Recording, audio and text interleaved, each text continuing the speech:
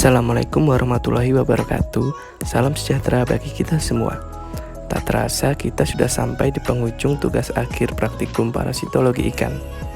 Telah banyak ilmu yang saya dapatkan selama saya mempelajari praktikum parasitologi ikan, baik melalui pembelajaran secara langsung maupun pembelajaran secara online di tengah pandemi seperti ini.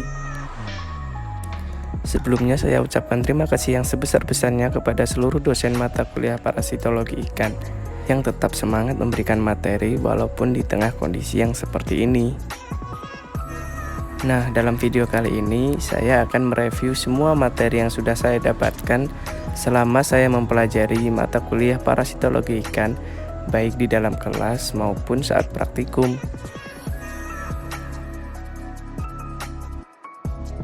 Parasitologi ikan adalah ilmu yang mempelajari seluruh organisme parasit yang dapat menyebabkan penyakit pada ikan.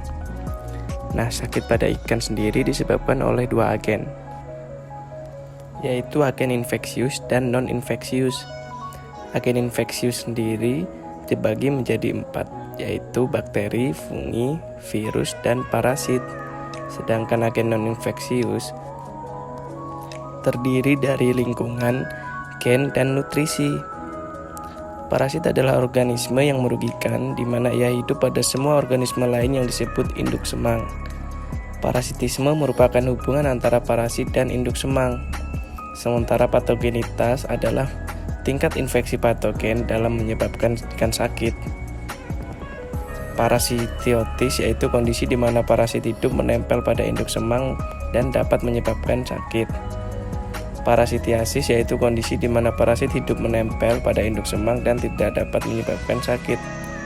Parasit terbagi menjadi beberapa jenis, yaitu endoparasit dan ektoparasit. Endoparasit adalah parasit yang menginfeksi pada bagian dalam tubuh ikan seperti organ saluran pencernaan dan yang lainnya. Sementara ektoparasit merupakan parasit yang dapat menginvestasi pada bagian luar tubuh ikan seperti sirip dan permukaan tubuh.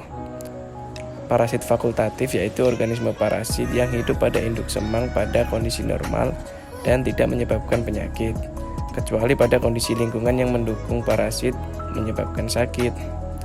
Sementara parasit obligot merupakan organisme parasit yang hidup sebagai parasit saja. Parasit periodik merupakan organisme parasit yang hidup sebagai parasit infeksius pada beberapa periode saja. Hyperparasit merupakan organisme parasit yang hidup pada organisme parasit yang lain. Parasit insidental adalah organisme parasit yang hidup pada induk semang yang tidak seharusnya, sehingga parasit tersebut tidak dapat tumbuh dan berkembang. Untuk inang sendiri terbagi menjadi beberapa jenis, yaitu inang definitif dan inang antara. Inang definitif merupakan tempat hidup parasit pada fase dewasa. Sementara inang perantara adalah tempat hidup parasit pada fase larva. Nah, yang terakhir ada inang insidental, yang merupakan tempat hidup parasit yang tidak seharusnya, sehingga parasit tersebut tidak dapat tumbuh dan berkembang. Untuk teknik-teknik analisa penyakit, pemeriksaan ektoparasit dapat dilakukan menggunakan native ektoparasit sampling metode dan pemeriksaan endoparasit saluran pencernaan melalui pemeriksaan native sample feces dan metode konsentrasi yang meliputi metode pengapungan dan metode pengendapan. Untuk spesies parasit yang sudah dipelajari, total ada 38 spesies, mulai dari Trichodina sp sampai dengan spesies Cymothoa dan Octolasmis.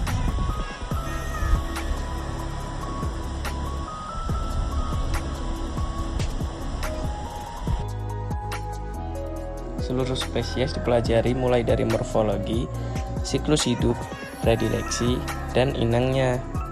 Hal ini bertujuan agar mahasiswa tidak hanya tahu nama spesies yang dipelajari, namun juga mengetahui secara detail ciri-ciri morfologinya, bagaimana bentuk tubuhnya, siklus hidupnya, dan di mana letak investasi parasitnya, serta inang apa saja yang biasa diserang oleh spesies parasit tersebut.